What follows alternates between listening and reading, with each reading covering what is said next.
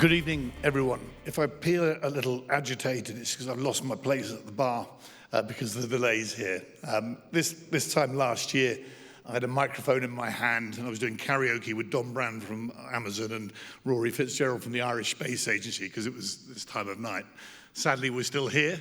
I'll get this over pretty quickly, but it's a real honor to come here and talk about how we need to think differently, how we structure ourselves to meet the challenges. And I caught the end of the panel earlier about whether you should be proactive or reactive.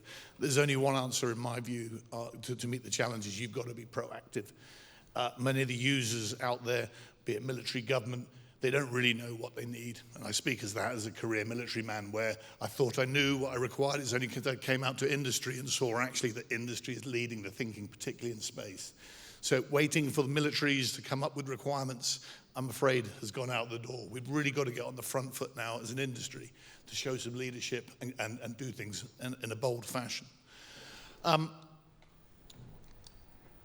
a big fan of General Stan McChrystal. I served with him in Iraq and Afghanistan, and it wasn't until I read his book years later that I really understood, what it was like to build an agile organization. Now, General Stan will tell you it took him many years to do that, where Al-Qaeda in Iraq were outwitting and outpacing one of the most powerful militaries in the world. And it's only until he understood that he had to break down the rigid military approaches and thinking, and he designed a machine that really compressed their decision cycles and then started to defeat the enemy on the battlefield in a tactical fashion. We can talk another time about the strategic outcomes of that, but the point is, it's a great book. And the quote there, I think, really sums up our challenge in the industry here, is we can't solve 21st century challenges by using old thinking from the 20th century. And again, I won't insult this audience's understanding of the current contemporary context here. This is from the UK MOD's integrated operating concept. You get all this, you're living and breathing this. The days of our brave men and women getting inside their planes and tanks and ships and going to war with a supply chain sat in the rear are over. Industry is on the front line of this conflict now. And we in the commercial business, I think I've sat here, everyone in the room probably has some sort of contribution to the fight. And we've got to get that mentality that we're no longer a supply chain, we're part of the fight. But if we're struggling for ideas of what the future look, I always say you can read an old book to get some clues. And thankfully, there's some good sort of historical lessons we can reflect upon that will really help understand what we might do differently going forward.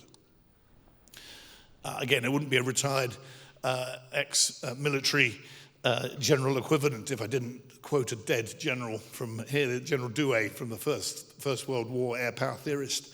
I love this quote because I think this sums up the challenge for all of us. Victory smiles upon those that anticipate the changes in the character of conflict, not those that react. And what I see in a lot of industry at the moment, not all, and there's some obviously notable examples, is industry tends to react to stuff.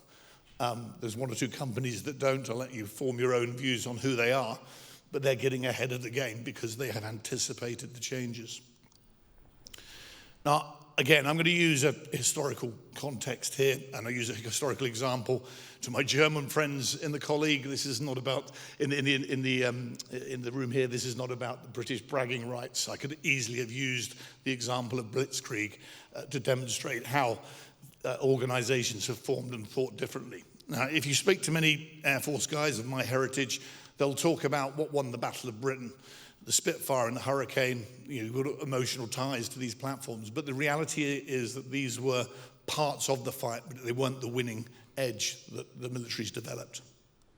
The winning edge came from, in the Battle of Britain, the invention of a bit of technology called the radar and the chain home system.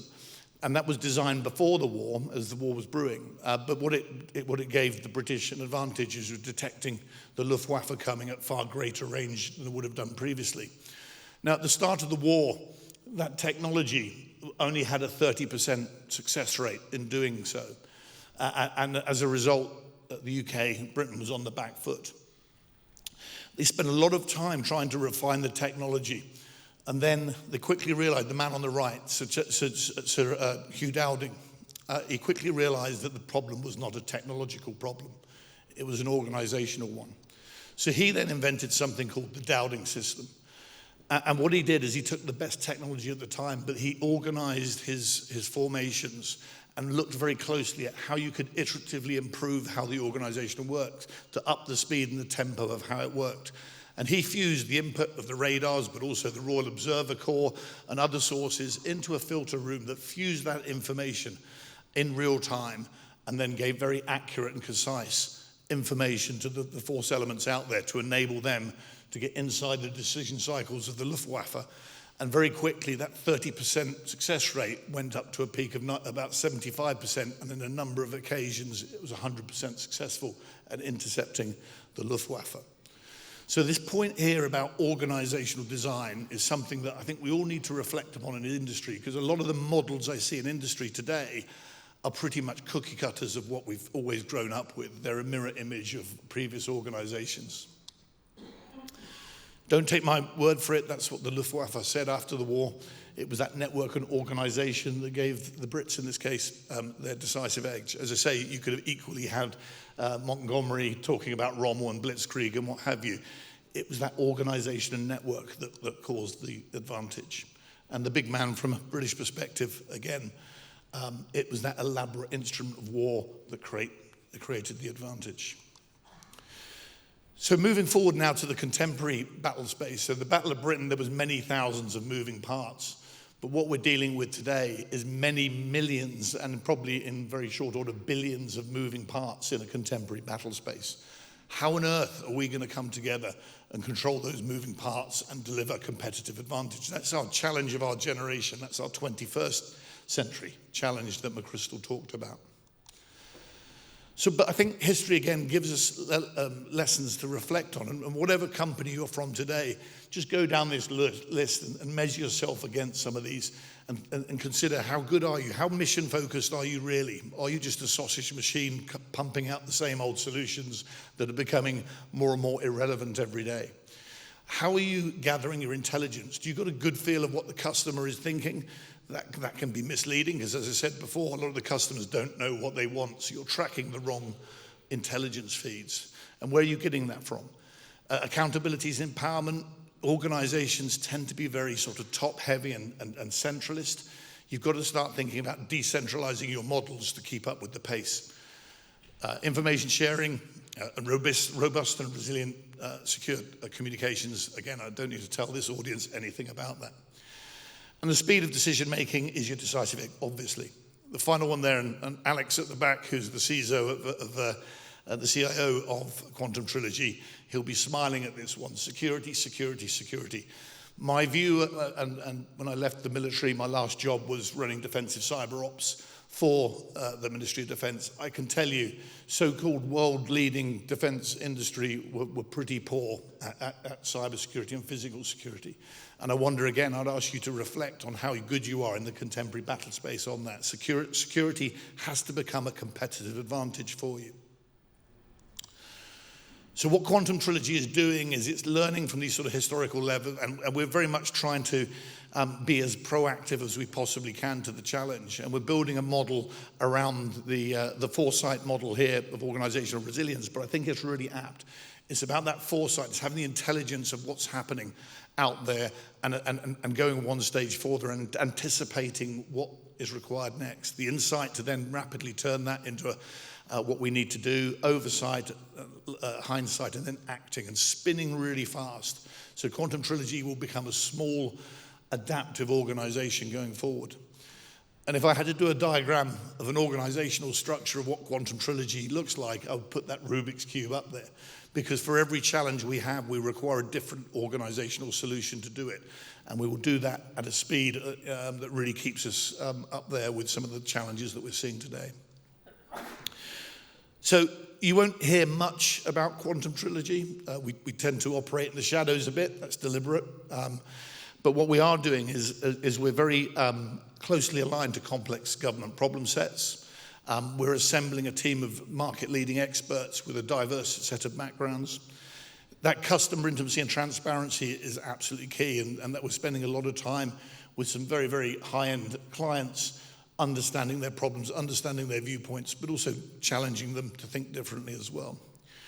Data-driven and systems thinking, we're not just applying a single solution to a problem, we're looking at what's out there. And in many respects, as was introduced at the beginning, we're vendor agnostic. We might choose to build a solution ourselves, we might choose to go to the market and find what the best of what's out there. We might go to the market and innovate around something that we see to make it better. We will do whatever it takes in that system of systems approach to deliver solutions to complex problems.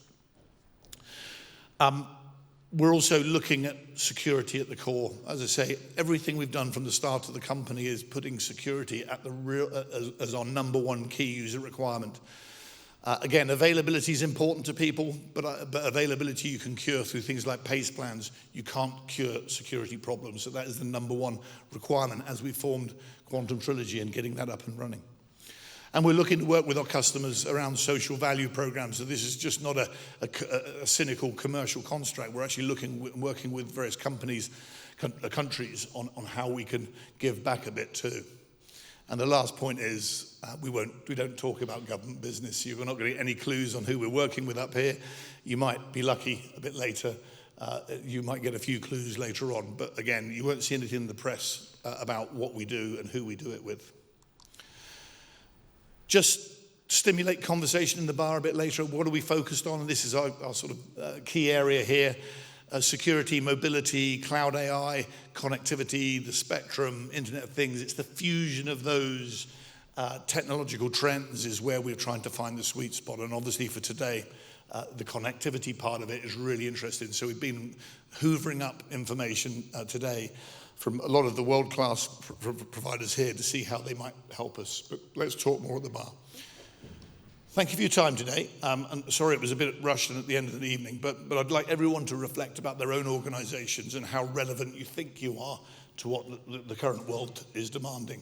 And if your organizational structure is the same next year as it is this year, I suggest you may need to rethink on how relevant you're going to be. But Quantum Trilogy is really putting this adaptive organization at the heart of what it does. Thank you very much.